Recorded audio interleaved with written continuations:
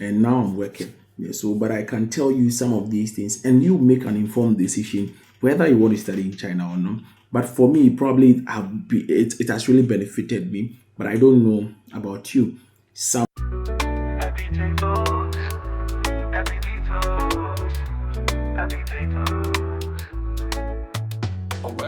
Hey, why in that BJ Vlogs? Thank you for being a part of us. Thank you for showing us love. You see, how can I thank you?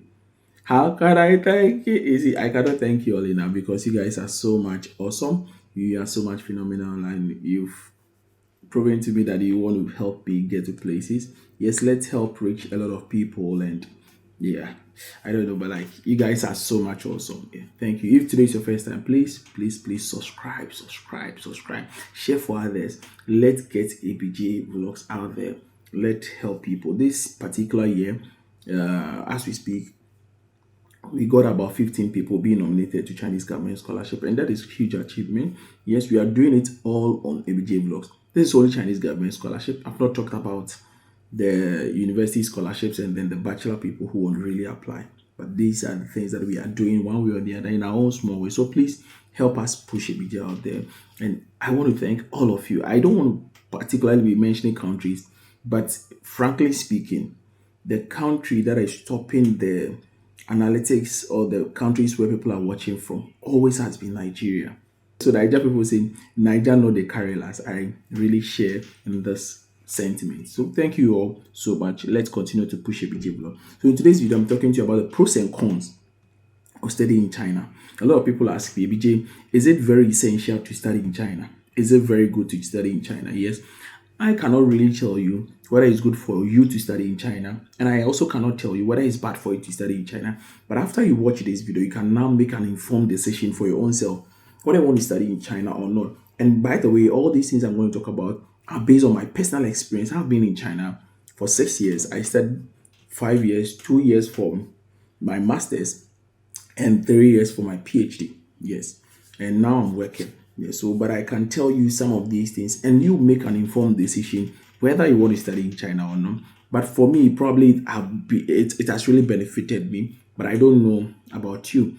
Some people would really also attest. But whatever has happened to you, whether studying in China has helped you or not, you can also comment in the comment section, share your thoughts and ideas. So, talking about studying in China, for the pros, like the good side of studying in China, to me, first of all, I can talk about quality education. Yes, quality education. And I want to explain this. That quality education, now every other country is giving good quality education. Yes, European countries, US, and all of that. But one of the quality education I'm talking about in China is that people make the argument that when it comes to China, professors cannot speak English. But I tell you, yeah, it's partially true, partially not true. We have some professors who cannot really express themselves in Chinese, in English, but they can flow and understand what you say. Fine, I understand that bit. But one of the key things that makes Chinese education very positive and strong is the research abilities they give you. Trust me, can ask a lot of people studying in China. Once you come to China, sometimes the masters and the PhDs are geared towards academic pursuits mostly, and China is one of good places that will help you rediscover yourself. You can compare to people who have studied in US and other European countries, but I bet you studying in China is one of the good things that would ever happen to you when you want to develop yourself in a research field. Yes. In China, I don't know, but I can mention a lot of people, young people, who are excelling in the field of research. It's very, very good. And so I see that as one of the high points or high ranks or the peaks of quality education. And so, yes, China would give you that. And also, the rankings of the university. Chinese has some very, very good rankings, some very good rankings. And Chinese has several universities, several universities. Even under the Chinese government scholarship alone, there are 279 universities only on Chinese government scholarship.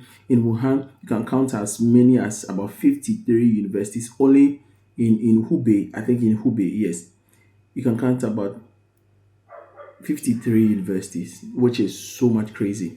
53 universities. Although not all of them accept foreign students because they don't run English programs. But see, this is insane. And so the quality of their universities are also good. The facilities are moderate. They are good. Yes, to serve a purpose. Like those who go to the lab and all of that. But if you have other opinions, you can also comment. But these are my personal opinion. And also the opportunity for you to learn Mandarin. Yes, I know people make argument that, oh, when I go to other countries, like countries that do not speak English, obviously I have to learn their language. Yes, and so coming to China is also an advantage. Now, China is taking over the world, whether we like it or not.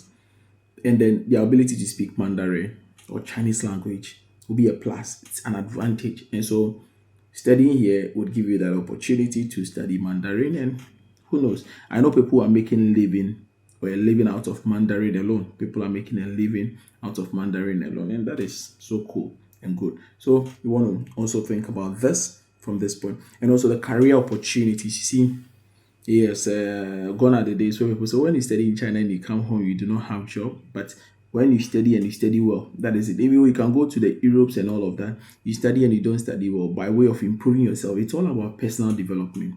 And looking for jobs, you are going to compete with several other good candidates out there. Okay, so you can study in the US, you can study in the Europe and all of that. But if you do not develop yourself, it's not the matter of like I went to this particular university and so automatically you have to give me the job. No, it's about who you are made of. Okay, so when you come to China, there are employment opportunities also. So you want to be able to do this. And one of the good things are that when you come to China and then you want to make a startup, it's one of the breeding grounds here. So once if you have if you have that mindset that you want to start, you want to build a startup, then the moment you come to China, there are good partnership and links for you to meet people of like minds and instead. I know people who came to China to study and now they are big time businessmen. They have made good startups, technological wise and all otherwise. And so people are thriving and making the best of all the things that they want to do. So it's also good for you when you come to China. One of the best things that can happen to you when you study in China is the modern technology and advancements. Yes, that one no other country comes near to China. It's a fact. If you think otherwise, comment in the comment section. But people are making the most out of it. You see, that like you come here, you study all of these things, and then you can also replicate. And these things breed the good business ideas. You see, there are a lot of technological startup you can learn from a lot of e-commerce apps and all of that. I know people who have come here, started these businesses, and are making it big time in their countries. Yes, and so you want to try some of these. So when you come to China, to me, at least these are some 4 or 5 good things that when you come to China, you would get. And so you can also comment in the comment section, and then people would also share their thoughts on them. But when it comes to the other side, yes, the cons, yes, what makes studying in China a bit of not likable, like to me. So the first one is the language barrier, and it's not only in China. If you are also supposed to have studied in countries where they do not speak English, you're going to find the same problem. So you see, it's not a problem of China alone, but the language barrier sometimes can be very, very, very disheartening. Like you really want to express yourself, especially when you want to go into an argument with Chinese. You want to speak, you want to express your feeling, but you cannot express the true sense. See, sometimes you feel that you are being bullied, but you cannot express your true sense. Why? Because you cannot express yourself in Chinese. And the person also cannot express himself or herself in English. And so the language barrier becomes one. Then the cultural shock. Oh my God. Cultural shocks. And cultural shocks happens everywhere. Everywhere. And sometimes I feel that Chinese ones are too much. Yes, but it happens everywhere. Yeah, they want to take pictures, they stare at you, like so many of them. Cultural shocks, we cannot take them away.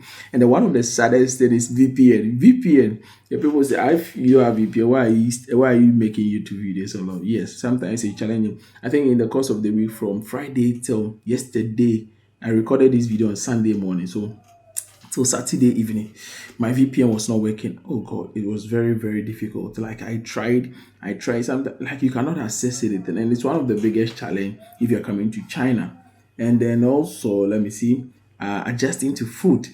These are practically common in every jurisdiction. Adjusting to food sometimes it's very difficult, but I think you become used to me. I the first food I tasted, I didn't like it, regamian, but now it's one of my favorites. Yes, I like baozi, I like jiaozi, I like the mi and tiaos, like every other food.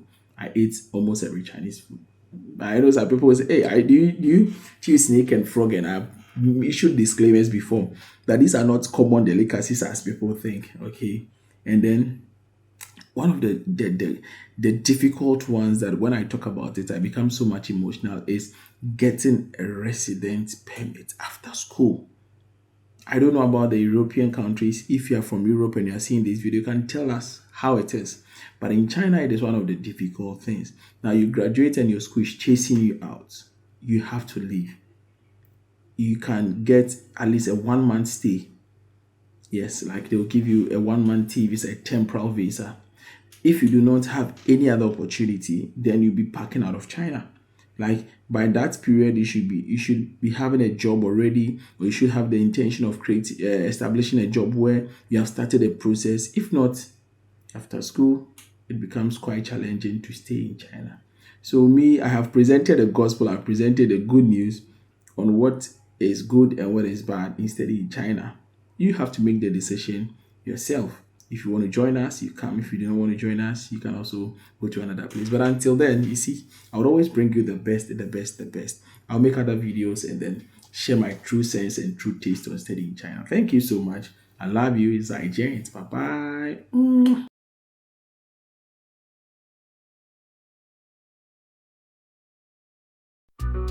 Happy tables, happy tables, happy tables. Where we